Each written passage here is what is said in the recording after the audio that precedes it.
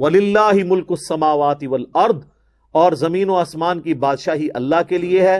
وَاللَّهُ عَلَى كُلِّ شَيْءٍ قَدِيرٌ، اور اللہ تعالیٰ ہر چیز پر قادر ہے. یہ جو آیت ہے نا جی بہت کریٹیکل آیت ہے. اسی پہ آج ہمارے یہ گفتگو کنکلوڈ ہو جائے گی کیونکہ پیچھے 4 منٹ رہ گئے آلموسٹ. اگلے درس میں سورہ آل عمران کی آخری جو 11 آیات ہیں کریٹیکل. ان فی خلق السماوات والارض واختلاف اللیل والنہار، جو بخاری مسلم میں آتا ہے کہ نبی علیہ السلام روزانہ تہجد کے وقت وضو کرنے سے پہلے جب اٹھتے تھے تو یہ آیات آسمان کی طرف دیکھ کے پڑھتے تھے، پھر آپ وضو کر کے تہجد کے نوافل ادا کرتے تھے. یہ 11 آیات کے اوپر میرا الگ سے ایک ڈیٹیل لیکچر ہے، انسان کی ہدایت کے 5 بنیادی سٹیپ، مسئلہ نمبر 64 وہ ریکارڈڈ ہے. تو یہ متقاضی ہے کہ اگلا پورا درس جو ہے ان 11 آیات پہ ہو.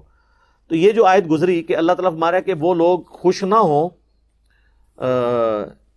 گمان نہ کریں کہ جو لوگ خوش ہوتے ہیں اپنی ان کارستانیوں پر اور پسند کرتے ہیں کہ ان کی تعریف ان چیزوں پہ کی جائے جو انہوں نے نہیں کی. اس کے کانٹیکسٹ میں موجود ہے کہ صحیح بخاری کے اندر امام بخاری لے کے آئے ہیں کتاب التفسیر چیپٹر میں کہ غزوہ احد کے موقع پر کئی منافقین جو ہیں وہ جہاد سے پیچھے رہ گئے تھے. اب وہ رہے تو بزدلی کی وجہ سے تھے، اور وہ یہ خواہش کرتے تھے کہ اللہ کے نبی علیہ السلام ہماری تعریف کر دیں. اللہ کے نبی کیسے کریں؟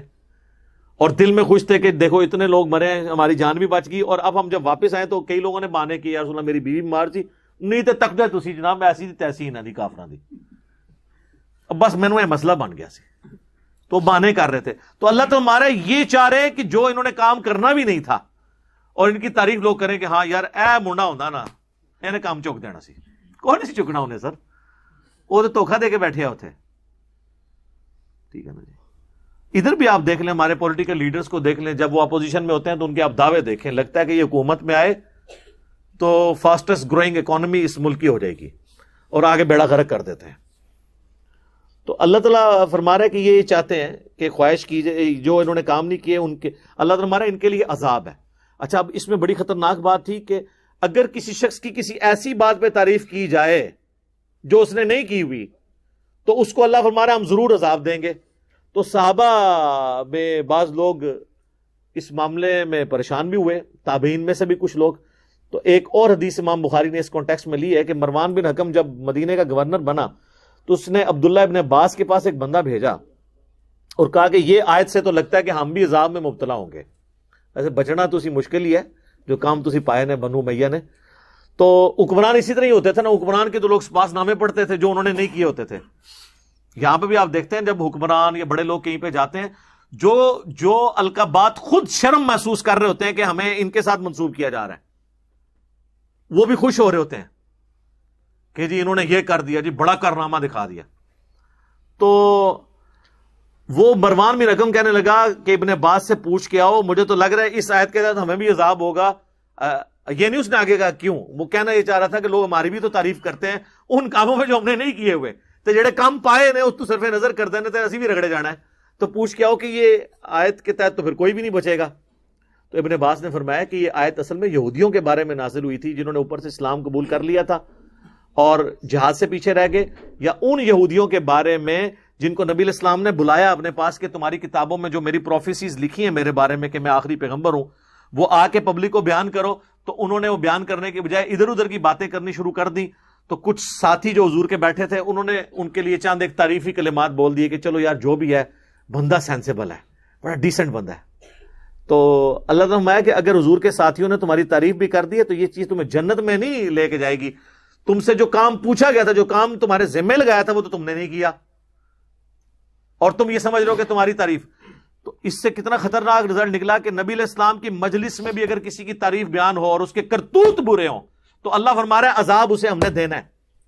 کیوں؟ حساب تو اللہ نے کرنا ہے. سورہ توبہ میں آئے گا کہ اے نبی یہ جھوٹے بہانے لگا کر جو جہاد سے پیچھے رہ گئے یہ آپ کو تو راضی کر لیں گے لیکن اللہ کو تو راضی نہیں کر سکتے. اللہ تو ان کے سینوں کے چھپے ہوئے راز بھی جانتا ہے. اللہ سے تو کوئی نہیں بھاگ سکتا. مخلوق کو تو آپ 100 بہانے کر سکتے ہیں. بعض کا نبی علیہ السلام ایک انٹیلیجنٹ آدمی تھے، آپ کو وہی کے بغیر اگرچہ نہیں پتا چلتا تھا کہ کون جھوٹ بول رہا ہے، لیکن فیس ریڈنگ سے، بہانے خوریوں سے، اس سے عام ایک ٹیچر کو بھی اندازہ ہو جاتا ہے کہ یہ جو بچہ یہ بہانہ کر رہا ہے یہ واقعی اس کی بجلی رات کو گئی ہوئی تھی یا اس نے کام صحیح تھی کیا. تو حضور آپ کی شفقت تھی، سورہ توبہ میں بھی ہے کہ یہ جب اکیلے ہوتے ہیں کہتے ہیں یہ نبی تو نرے کان ہے، نعوذ باللہ. جیسے کان جو ہے نا صرف بات سن سکتا ہے، اس کو انالائز نہیں کر سکتا جب تک دماغ نہ ہو. یعنی وہ کہتے تھے نعوذ باللہ. تو اللہ نے فرمایا کہ اے نبی ان سے فرما دو کہ یہ نبی کا کان ہونا تمہارے لیے رحمت ہے. اگر یہ تمہارے اوپر گرفت کرنا شروع کر دیں تم بچو نہیں. یہ ان کی شفقت ہے کہ بہانے. کسی نے کہا یا رسول اللہ میں تو تبوک پہ نہیں جا سکتا آپ کے ساتھ، میری بیوی بیمار ہے.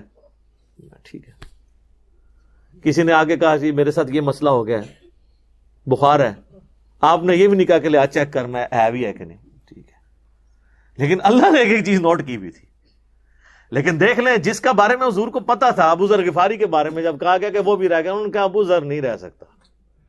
اور حضور کو پتا تھا کہ آپ کے مخلص ساتھی کون ہے. تو حضرت ابو ذر کا ذکر تو آپ کو پتا ہے کہ رقت قلبی میں اضافہ کر دیتا ہے. میرا یوٹیوب پہ کلپ ہے ابو ذر غفاری صادق، وہ آپ یوٹیوب پہ اشک بار آنکھوں سے دیکھنے والا کلپ ہے. وہ خاص کیفیت میں جو فی البدی باتیں میری زبان سے اللہ نے نکلوائی ہیں وہ آپ وہی دیکھیں تو آپ کو پتا چلے کہ دنیا سے زہد کی زندگی کس چیز کا نام ہے. اور نبی علیہ السلام کے سچے اصحاب جو واقعی دنیا کو 3 طلاقیں دے چکے تھے اور آخرت کی زندگی پر انہوں نے قناعت اختیار کر لی تھی کہ آخرت ہی اللہ سے لیں گے، ان کا اوڑھنا بچھوڑنا کیا ہوا کرتا تھا. اللہ تعالیٰ سے دعا ہے جو حق بات میں نے کہی اللہ تعالیٰ ہمارے دلوں میں راسخ فرمائے. اگر جذبات میں میرے منہ سے کوئی غلط بات نکل گئی تو اللہ تعالیٰ ہمیں معاف بھی فرما دے، ہمارے دلوں سے اسے محو بھی کر دے. ہمیں کتاب و سنت کی تعلیمات پر عمل کر کے دوسرے بھائیوں تک پہنچانے کی توفیق عطا فرمائے. سبحانک اللہم وبحمدک اشہد ان لا الہ الا انت استغفرک واتوب الیک وما علینا الا البلاغ المبین. جزاکم اللہ.